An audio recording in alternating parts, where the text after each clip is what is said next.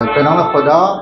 من دکتر بلداده مقدم هستم، اورولوژیست در شهر اردبیل در خدمت شما عزیزان هستم. در مورد پروتز آلت میخواستم توضیحات خدمتتون عرض بکنم. پروتز آلت در بیمارانی که دچار اختلال نموز هستند، یعنی به اصطلاح دچار ارکتایل دیسفانکشن هستند استفاده میشه. ما میدونیم که یک سری از بیماران ما که بیشتر عموما بیماریانی هستند که دچار بیماری دیابت هستند، دیابت هایی که خوب کنترل نشده یا طولانی مدت دچار دیابت بودند، یا بیمارانی که مشکلات عروقی داشتن، مثلا بیمارانی که عروق کرونر یا عروق قلبیشون درگیر بوده، دچار تعویض عروق قلبی یا CVG کردن و یا اینکه دارن دارو میکنن، اینا بیشتر مستعد این مشکل هستن.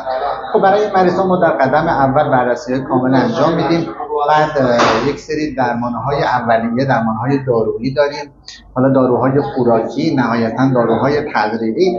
اما یک سری از این بیماران هستن که به هیچ کدوم از این کارها جواب نمیدن. نهایتا این بیمارانی که به درمانهای دارویی جواب نمیدن کاندید تعبیه پروتز آلت هستند که ما این پروتز ها را در ناحیه آلت تناسلی قرار میدیم و بیمار میتونه به فعالیت به قول معروف جنسی خودش برگرده و مشکلی در این مسیر نخواهد داشت. خب مسلمه که این پروتز ها بالاخره جسم خارجی هستند و لازمه که برای بیماران توضیحات خاص داده میشه، مراقبت های بعد عملش چجوری باید باشه و که بتونه از این وسیله در بدن خودش به خوبی استفاده بکنه.